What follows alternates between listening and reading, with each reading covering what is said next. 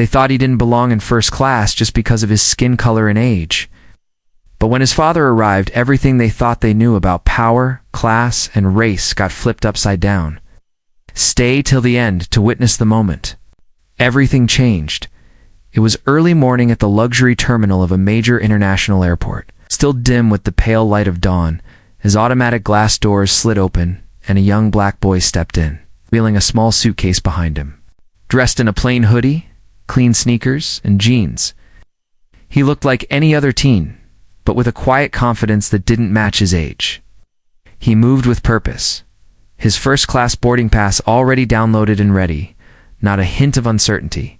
In his stride, still, as he approached the check-in counter, the airline staff exchanged quick glances, polite smiles masking unease. One of them double-checked his ID unnecessarily, then waved him through. As he passed security and entered the first-class lounge, the subtle tension followed him. Though no one said anything, every glance, every whisper, every slight delay in service made it clear they didn't expect him here. He kept to himself, choosing a seat near the window, sipping water as he waited for boarding to begin. When the first-class call finally came, he got up calmly and walked toward the gate. The attendant at the gate paused for a second, scanning his boarding pass, then glanced at him and asked, "Flying alone today?" It didn't reach her eyes. "Enjoy your flight," she added like it was a question. The moment he stepped into the first-class cabin, the energy shifted, heads turned. Some passengers stared openly, others leaned toward their companions and whispered behind cupped hands. A man in a suit frowned, tilting his head as if trying to understand what he was seeing. One woman narrowed her eyes and muttered something under her breath. The boy ignored them. He found his seat 3A, placed his backpack under the seat in front of him, and sat down. For a brief moment, peace. Then came the voice of a flight attendant. "Excuse me, sir," she said, gently tapping his shoulder. "May I see your boarding pass again?" He handed it over without hesitation. She looked at it, then looked back at him, her brows furrowing just slightly. "I'm so sorry, but we're going to need to re-verify your seat assignment. Would you mind stepping to the front for just a moment?" Confused but still polite, he nodded and stood up. Passengers watched, some pretending not to, others fully engaged in the spectacle. As he walked with the flight attendant toward the galley, a woman near the front chuckled and said, just loudly enough, "Coach might be more comfortable for someone like that." A few nearby passengers smirked. The boy's chest tightened, but he didn't respond. He was led to the front of the plane, where a supervisor and another attendant were already waiting. "There seems to be an issue with the seat," one of them said vaguely. "Just stay here a moment while we double-check." A minute later, without any clear explanation, he was told there had been an error and that his seat had been reassigned to economy. They handed him a new boarding pass and directed him toward the back of the plane. He didn't argue, didn't cause a scene. He walked the long aisle silently, his footsteps echoing in his mind louder than in the cabin.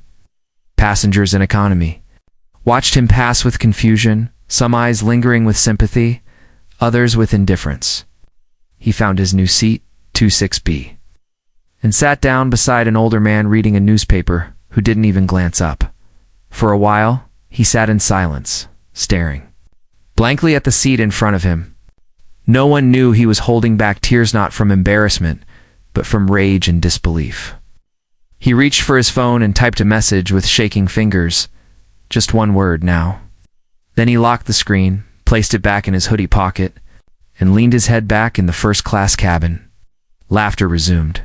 Champagne was poured, and the woman who had mocked him settled into the seat she assumed was always hers. The crew finished final preparations. The captain made his announcement over the intercom, welcoming everyone aboard, and just as the flight attendant moved to close the cabin door, everything stopped. From outside the window, a black SUV with tinted windows pulled up fast and sharp beside the jet bridge. Out stepped a tall man in a crisp charcoal suit, his movements deliberate, his expression unreadable. He didn't hesitate. He didn't wait for an escort.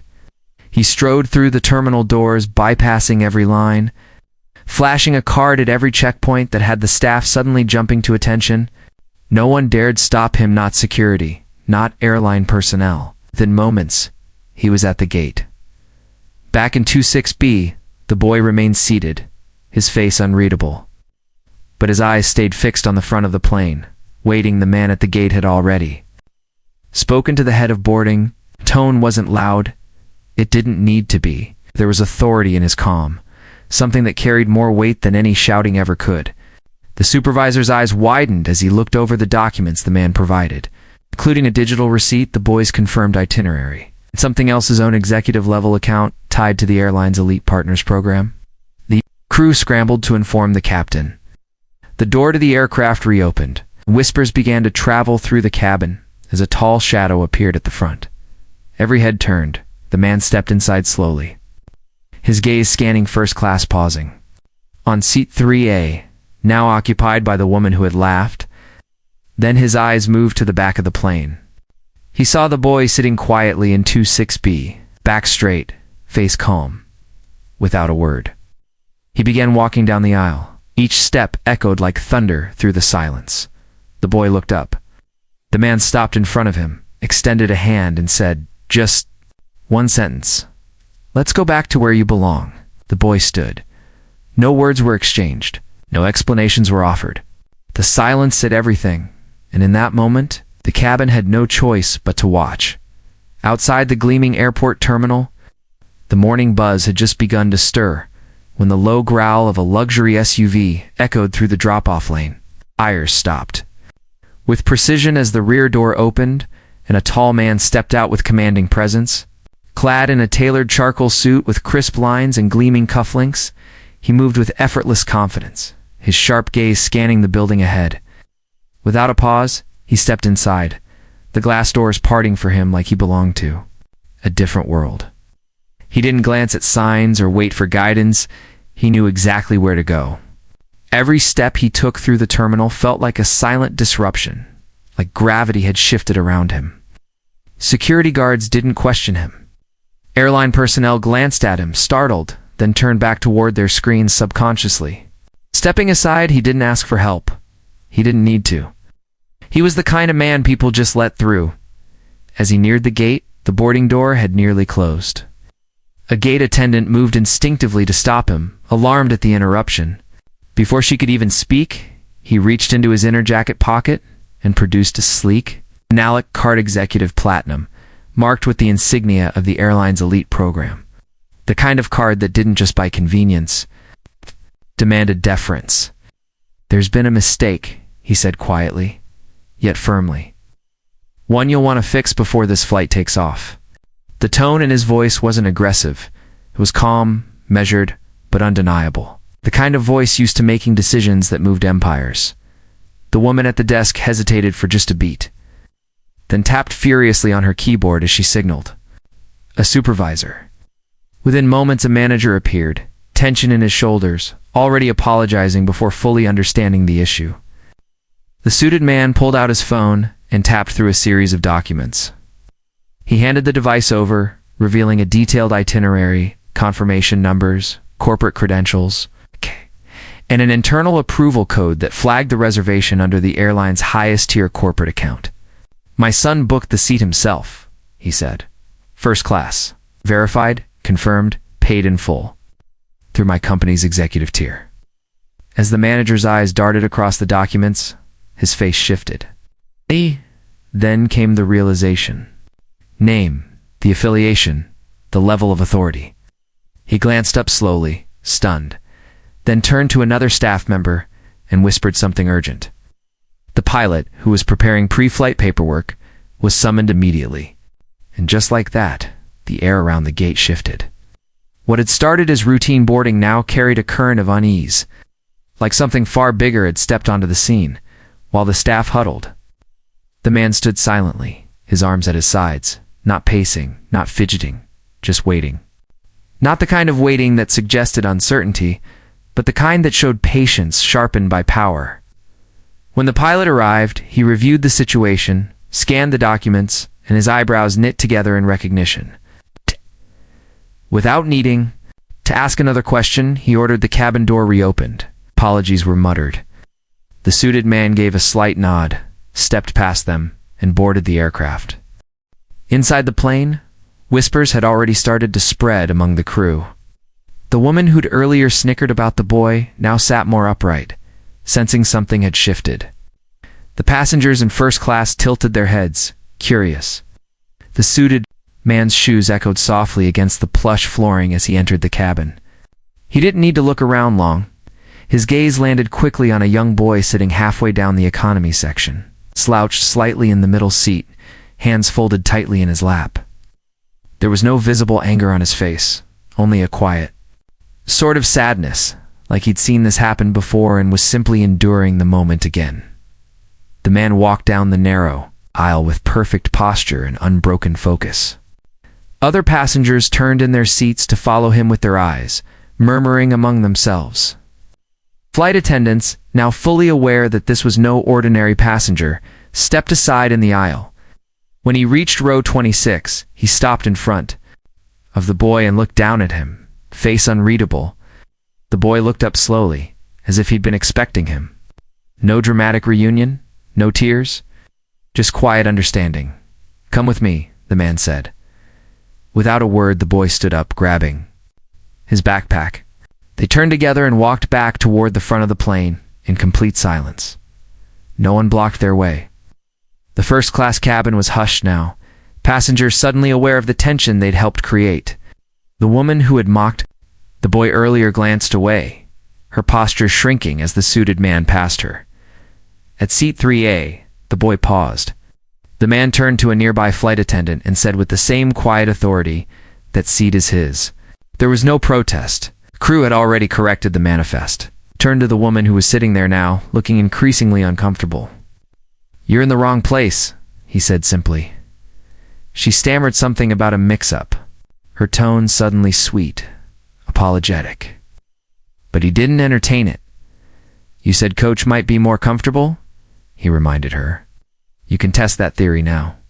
The woman flushed and stood, gathering her things in a hurry as the crew directed her to the back of the plane.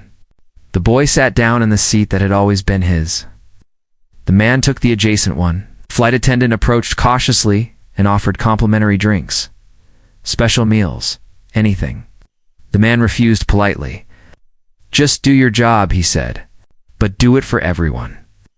Moments later, the captain himself stepped out from the cockpit and approached them, removing his hat as he stood in front of the boy. "I want to personally apologize," he said softly. "This never should have happened. We were wrong." The boy didn't say much, just nodded once, then quietly added, "It always happens. You're just the first to say it." The captain nodded, humbled, then returned to the cockpit. The man beside the boy opened his laptop and began typing, already back to business, while his son stared out the window in silence, his dignity intact. The flight crew resumed their duties, now walking a little straighter, speaking a little softer. Something had changed in that cabin, and everyone could feel it. Together, they moved. Side by side, down the aisle of the airplane. The boy kept his eyes forward, his footsteps steady but measured. His father's presence beside him was enough to shift the very air inside the cabin. Every passenger, from first class to the farthest row, turned to watch. No one whispered now. No one smirked. There was no trace of the judgment that had stained the air earlier, only stunned silence and unease. The moment felt suspended in time, as if everyone sensed that something far more significant than a seating correction was happening. The boy's father didn't rush or speak as they reached the front of the plane. When they stopped at row 1. Seat A, the woman seated there looked up and narrowed her eyes in confusion until she recognized the boy standing before her. Instantly, her face hardened. "There must be some mistake," she said, with that same condescension she had used earlier. Already bracing herself to argue again, the man beside the boy remained calm. "That's his seat," he said plainly, pointing at the seat she occupied. 1A. Check your manifest again." The flight attendant standing nearby quickly approached, holding a printed list and confirming the truth. The boy's name was indeed their first class seat 1A. The woman's cheeks began to flush with heat, not because she didn't believe it, but because the truth now shined in front of too many witnesses. Still, she hesitated, glaring at the boy as if daring him to say something, anything that might justify her refusal to budge. But the boy didn't react. He didn't return the glare. He just stood silently waiting, the same way he had when she humiliated him minutes ago. The same grace, the same quiet dignity. The woman let out a sigh of exaggerated annoyance, gathered her designer bag, and stood up with a huff. "Fine," she muttered. "Enjoy your seat." She turned to walk away, but caught one final glance at the man beside the boy and froze. Something about him seemed familiar. As he sat down next to his son and opened a sleek laptop, the glow from the screen illuminated a login page with his name and title in bold, unmistakable font. And just like that, she knew. Her lips parted slightly as recognition washed over her face. The name belonged to the CEO of one of the most powerful tech conglomerates in the world, not just a rich man, a titan. The kind whose company's valuation alone was higher than the GDP of some countries. She glanced around nervously, realizing that several other passengers had also noticed. Whispers started again, but this time, they weren't judging the boy. They were stunned by who his father was. The woman made her way back to the economy section, her confidence drained. As she passed by, other passengers looked away, not meeting her eyes. Her earlier smirk had turned to something resembling shame. A few minutes later, she returned timidly to the front, as if hoping to salvage her dignity with a polite apology. "I just wanted to say, I didn't realize," she began, her tone suddenly soft, almost rehearsed. But the man didn't even turn to look at her. He simply raised a hand without breaking his focus from the screen. "You've already said what you truly believe," he replied calmly. "No need to rewrite it for show." The words landed with a quiet finality. She paused awkwardly, then turned and left without another word. The boy, now seated in the place he was always meant to occupy, looked out the window with a composed stillness. Hadn't said a word since sitting down, yet everything about his posture now had changed. Not arrogance, not revenge, just quiet affirmation. The seat didn't matter as much as the message. He belonged. A flight attendant, now overly courteous, arrived with a silver tray. "Would you care for something complimentary? Snacks? Champagne? Anything at all?" "Ah," she asked, eyes flicking between the boy and his father. The man gave a faint smile, but shook his head. "No need," he said. "Just treat all passengers equally, especially the ones who don't look like your usual first-class travelers." The words weren't meant to punish, just to remind. The flight attendant nodded, her expression falling into something more thoughtful than guilty. She retreated with quiet urgency, passing along the words to her peers. Not out of fear, but reflection. A few minutes passed, and then, to everyone's surprise, the cockpit door opened. The pilot stepped out, an older man with gray at his temples and humility in his stride. He made his way down the aisle, past stunned passengers, and stood before the boy. Removing his hat respectfully, he lowered himself to the boy's eye level and said, "I want to personally apologize. This never should have happened. You had every right to that seat. We failed you." For the first time since the ordeal began, the boy spoke. His voice was quiet, clear. "I didn't need first class to feel worthy," he said. But I needed you to see I belonged." The pilot bowed his head slightly. "You're right," he said simply, then turned and returned to the cockpit. There was no announcement, no grand gesture. But something had shifted. The mood in the cabin was no longer filled with superiority or unease. It was filled with silence and a kind of respect that couldn't be bought or demanded. It had to be earned. And the boy had done just that, without shouting, without fighting, without changing a single thing about who he was. His father closed his laptop and rested his hand gently on the boy's shoulder for a brief moment before leaning back in his seat. Together, they sat side by side as equals in a place that had tried to make them feel like outsiders. As the plane began to taxi down the runway, the boy closed his eyes, not to sleep, but to reflect. Because sometimes the most powerful thing you can do is simply show up, take your place, and let the world adjust around you. When the plane finally touched down, the story was far from over. While most passengers rushed to gather their belongings and continue with their day, a quiet current of something bigger had already begun to spread beyond the narrow aisle of that aircraft. Unbeknownst to the crew or the boy himself, several passengers had recorded parts of the incident on their phones the moment he was asked to leave. The cold expression of the woman who dismissed him, the silent march to the back of the plane, and, more powerfully, the return. The sharp entrance of the suited man, the hush that fell over the cabin, the look exchanged between father and son, the quiet reclaiming of seat 1A. The footage told a story that needed no narration. Within hours of landing, that story exploded across social media. One particular clip, less than 2 minutes long, hit a nerve. Titled "Young Black Boy Kicked Out of First Class," then this happened. It was raw, it was real, and it was damning. It was shared thousands of times in just the first hour, then hundreds of thousands by nightfall. Comment sections flooded with outrage, solidarity, heartbreak, and personal testimonies. People from around the world began sharing their own experiences, moments when they, too, had been judged before speaking, profiled because of skin, denied because of how they looked, not who they were. Some had tears in their eyes as they typed. Others, long silent, finally found the words. Parents posted about conversations they were having with their children that night. Teachers brought the video into classrooms. Activists posted side-by-side stories. It wasn't just about a boy on a plane anymore. It had become a lens, a mirror, and a spark. Major news outlets picked it up quickly. Headlines read, "Airline faces backlash after kicking out black teen from first class. CEO father steps. An after-son is profiled mid-flight. What really happened in seat 1A?" Reporters pieced together the timeline using videos and passenger accounts. They confirmed the boy's ticket, the corporate booking under his father's name, the silent stares, the eventual apology. Editorials rolled out the next morning, not just condemning the incident, but analyzing what it meant about how racism hides behind policy, how class and appearance intersect, and how the quiet confidence of a child could shake an entire system. The story was no longer just a trending moment. It was a national conversation. The airline responded swiftly, releasing a carefully worded statement, an apology, a promise of internal review, and an invitation to the boy and his father for a private meeting with executives. But the response they received was equally calm and powerful.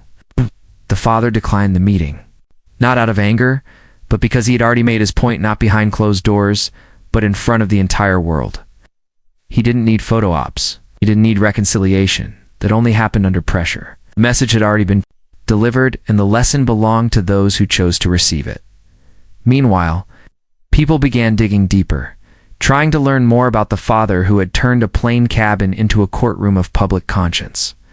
His company, once known mostly in tech and financial circles, now found itself praised on a broader stage. Journalists highlighted its work in underserved communities, its leadership programs for youth, its investment in diversity, not as a marketing line, but as a principle. One detail particularly resonated. The boy had not simply been traveling for vacation. He had been on his way to speak at a youth tech conference. Representing a mentorship program, he helped launch a program that gave coding opportunities to kids who, like him, were often overlooked because of the zip code they came from or the clothes they wore. What could have remained a private wound had transformed into a public awakening. And it didn't stop there. Quietly, without press releases or fanfare, the father's company set up a scholarship fund, one that would support underprivileged students with dreams of building, designing, and leading in technology. The first recipients were notified within days. Letters were sent out, and the scholarships carried one simple name, not the CEOs, not the companies, but the boys. Kids across the country who had never stepped foot in first class were now finding new doors opening. Not because of wealth, but because someone refused to let their value be determined by how the world chose to see them. When the boy returned to school, the halls didn't whisper about the flight. They spoke of the movement. Teacher shook his hand. Students stared in awe, not because he was famous, but because he had sparked something that even adults had failed to ignite for years. He hadn't shouted. He hadn't fought. It simply shown the world who he was by remaining rooted in dignity when others tried to strip it from him. He had endured humiliation, but he had never once let go of who he was. When in doing so, He gave courage to others to stay seated in their worth even when the world tried to move them. He was no longer just a boy who had been kicked out. He had become a symbol not of victimhood, but of transformation. His story became a reminder that power isn't always loud. That legacy doesn't need an announcement, and that sometimes the greatest change begins in silence, with someone choosing to sit down, stay calm, and wait for truth to rise. And so, the headlines faded, the videos slowed, the world moved on. The shift remained. One boy, one flight, one seat, and everything changed. They tried to take his seat away, but he already had something no one could strip from him: dignity, legacy, and power passed down from those who paved the way before him.